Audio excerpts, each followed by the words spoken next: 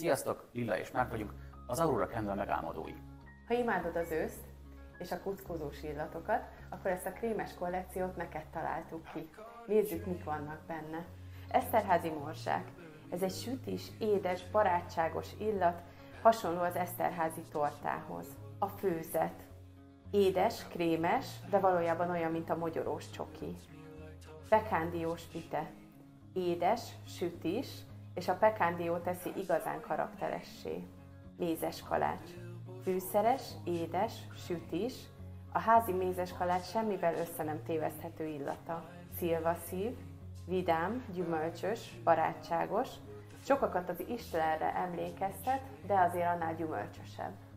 Ehhez a csodás őszi kollekcióhoz tudsz választani 2 darab ajándék vintage gyertyát 10.980 forint értékben.